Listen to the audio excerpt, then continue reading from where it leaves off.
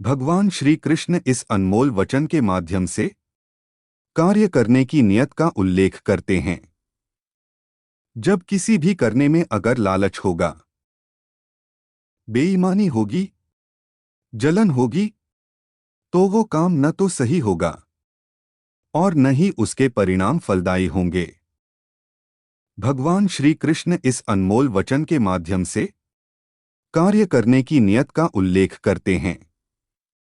जब किसी भी करने में अगर लालच होगा, बेईमानी होगी, जलन होगी, तो वो काम न तो सही होगा और न ही उसके परिणाम फलदायी होंगे। जो व्यक्ति कामी प्रवृत्ति का होता हो, जिसके मन में लोभ होता है और जो अत्यधिक क्रोधी स्वभाव का होता है, उसके लिए नर्क के द्वार सदैव खुले होते हैं। अर्थात ऐसे व्यक्ति को तो सिर्फ नर्क में ही जगह मिलती है। भगवान श्री कृष्ण ही इस सृष्टि के पालनहार है। वही इस संसार की शुरुआत थे, वही मध्य और वही अंत होंगे। मनुष्य सब कुछ चाहता है पर सब कुछ उसे नहीं मिल सकता। आपको जो नहीं मिला उसके लिए पश्चाताप मत करो और जो आपसे खो गया, जो आपसे अलग हो गया, उसके लिए निराश भी मत हो। समय एक सा नहीं रहता। आज दुख है तो कल सुख भी आएंगे और सुख के बाद दुख भी आना स्वाभाविक है। आपको पूरे धैर्य और श्री कृष्ण पर विश्वास के साथ अपना जीवन निर्वाह करना चाहिए। समय एक सा नहीं रहता।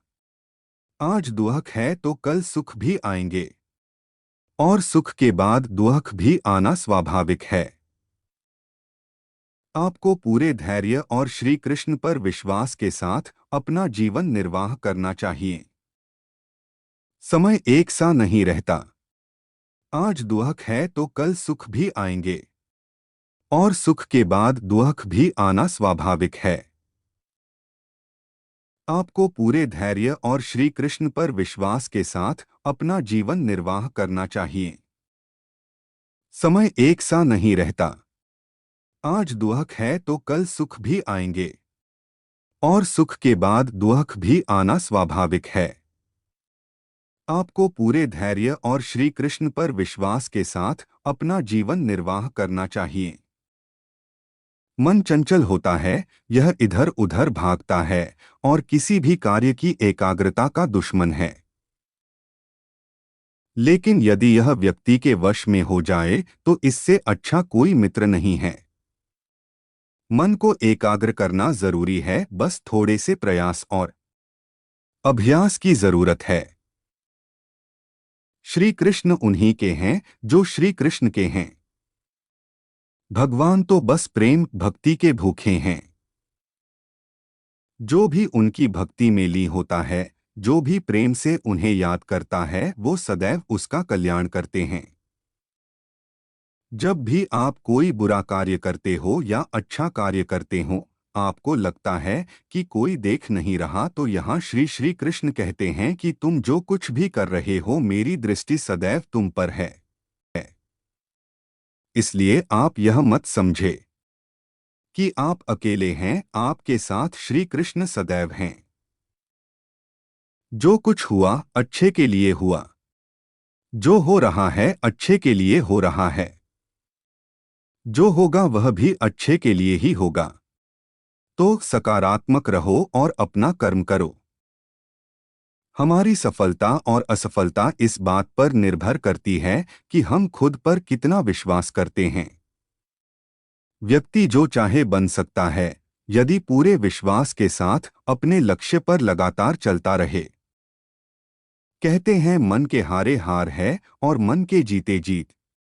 जिस प्रकार सकारात्मक विचारों से सफलता मिलती है, उसी प्रकार नकारात्मक विचार असफलता के मार्ग की ओर अग्रसर करते हैं। क्योंकि जैसा हम सोचते हैं वैसे ही हम बनते जाते हैं और अपने विचारों के माध्यम से ही हमें नकारात्मक और सकारात्मक परिणाम मिलते हैं। मनुष्य ही एक ऐसा प्राणी है जो कर्म करता है, इसलिए कर्म करना प्रत्येक व्यक्ति का धर्म भी है। कर्म कार्य करने वाला व्यक्ति है कर्मवीर कहलाता है। इसलिए कार्य करते रहना खाली बैठे रहने से हमेशा बेहतर होता है। न तो समय रुकता है और न ही एक सा रहता है। बुरा समय हो या अच्छा समय बदलता जरूर है।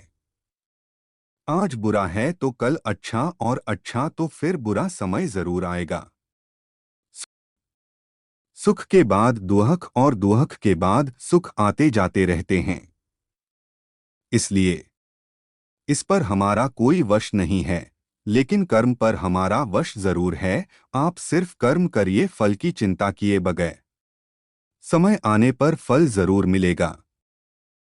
जो अज्ञानी व्यक्ति होता है वो यह गलतफहमी पाल लेता है कि मैं करता हूँ, सभी कार्य मेरे द्वारा किए जा रहे हैं, ऐसा जान उसमें अहंकार घर कर लेता है। परंतु इस सृष्टि में जो भी हो रहा है वो तो प्रकृति द्वारा किए जा रहे हैं। अज्ञानता के कारण व्यक्ति में जो मैं का अहंकार जन्म ले लेता है तो उसका पतन होना निश्चित है। श्री कृष्ण कहते हैं कि वो किसी के भी भाग्य के निर्माता नहीं है, व्यक्ति खुद ही अपना भाग्य लिखता है। आप जैसा बीज बोएंगे आप वैसी ही फसल ही काटेंगे। आप जैसा कर्म करेंगे आपको वैसे है परिणाम मिलेंगे। यदि विद्यार्थी मन लगाकर पढ़ाई करेंगे तो परीक्षा में सफल होंगे। इसलिए हर व्यक्ति का भाग्य तभी बदलेगा जब वो ऐसे कर्म करेगा।